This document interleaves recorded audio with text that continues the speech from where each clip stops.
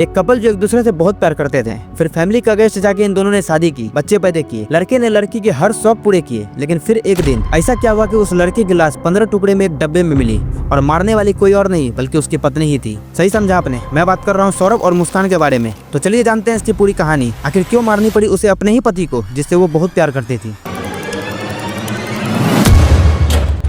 कहानी शुरू होती है 2015 में, जब सौरभ और मुस्कान मेरठ में एक दूसरे से मिले। फिर इन दोनों के बीच दोस्ती हुई, प्यार हुआ।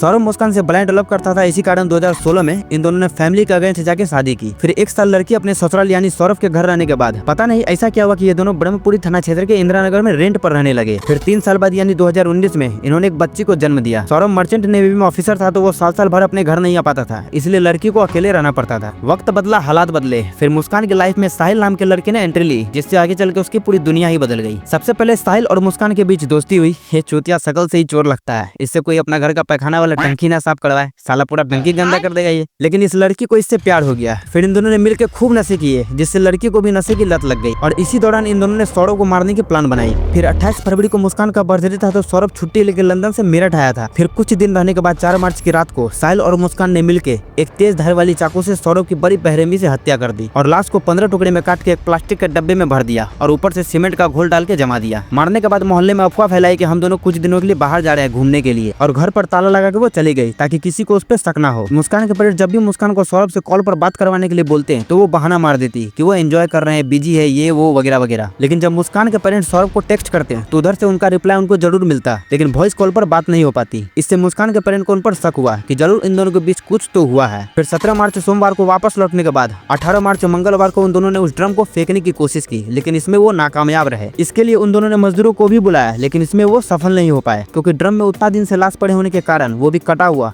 लाश गंद करने लगा होगा। इससे मजदूरों को भी उन पर शक हुआ। फिर मुस्कान अपने पेरेंट के घर जाके सब कुछ बता दी कि कैसे उसने सौरभ की हत्या की। फिर पेरेंट के पूछने पर मुस्कान ने कहा कि साहिल ने उसे बोला कि अब सौरभ आ गया है और अब हम नशे नहीं कर पाएंगे, ये रोक टोक करेगा, इसे जो कि रास्ते से हटाना होगा। तभी मुस्कान के पेरेंट्स ने मुस्कान को रामपुरी थाना ले गए और वहाँ जाकर मुस्कान ने सारा कुछ कॉन्फ्रेंस किया कि कैसे उसने सौरभ की हत्या की। साथ ही मैं आपको ये भी बता दूं कि ये औरत मुस्कान की ओरिजिनल मां नहीं है।